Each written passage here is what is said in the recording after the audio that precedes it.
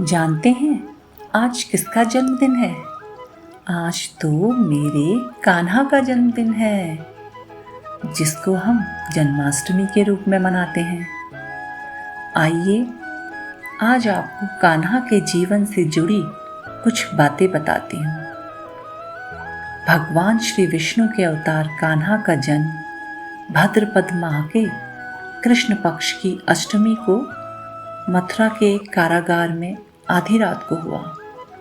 उनकी माता देवकी एवं पिता वासुदेव को देवकी जी के भाई कंस ने, जो यदुकुल के राजा थे, उन्होंने अपनी राजधानी मथुरा में अपनी बहन और बहनोई को इसलिए कारागार में रखा था क्योंकि ऐसी आकाशवाणी हुई थी कि देवकी के पुत्र के ही हाथों कंस का वध होगा। यह आकाशवाणी सुनकर कंस भयभीत हो गया और उसने अपने मन में सोचा कि मैं देवकी और वासुदेव के किसी भी संतान को जीवित ही नहीं रहने दूंगा। इसलिए उसने वासुदेव और देवकी को मथुरा के कारागार में कैद कर दिया और उनके हाथ पैरों में बेड़ियां बांध दी। परंतु जिस दिन कृष्ण जी का जन्म हुआ, तब कारागार के द्वार स्वतः खुल गए और वासुदेव के हाथ पैरों में जो बेड़ियां बंधी थी वो भी खुल गईं और कारागार के बाहर जो कंस ने अपने देखभाल के लिए रखे थे, उनको स्वतः ही नींद आ गई और अवसर पाकर वासुदेव जी कृष्ण को लेकर कारागार से निकल गए। अंधेरी रात थी और गोकुल के निवासी नंद की पत्नी यशोदा को भी संतान होने वाली थी।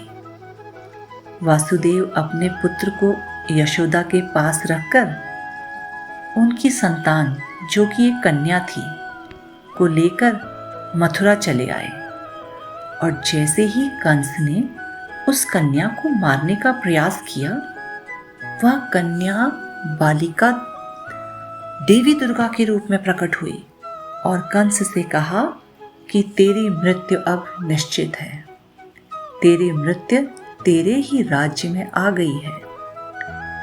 कृष्ण भगवान की एक बहन और एक भाई थे। भाई का नाम बलराम और बहन का नाम सुभद्रा था। बाद में कृष्ण गोकुल छोड़कर नंदगांव आ गए। वहां पर भी उन्होंने कई लीलाएं की, जैसे गौचारण लीला, गोवर्धन लीला, रास लीला। कृष्ण जी की प्रिय सखी का नाम था राधा। राधा और कृष्ण का प्रेम तो सभी को मालूम है और जब भी राधा कृष्ण से बांसुरी बजाने को कहती तो कृष्ण बांसुरी अवश्य बजाते और उनकी बांसुरी की धुन सुनकर सारी गोपियां अपना सारा काम छोड़कर मंत्रमुग्ध हो जाती थी। बाद में कृष्ण जी ने वृंदावन में सबसे विदा लेकर मथुरा को प्रस्थान किया और यहाँ आकर उन्होंने कंस का वध किया और कुछ समय बाद भगवान कृष्ण मथुरा छोड़कर द्वारका आ गए और एक नया नगर बसाया। द्वारका नाम भी इसलिए पड़ा क्योंकि यह कई द्वारों की नगरी थी। कृष्ण जी की पत्नी का नाम रुक्मणी था।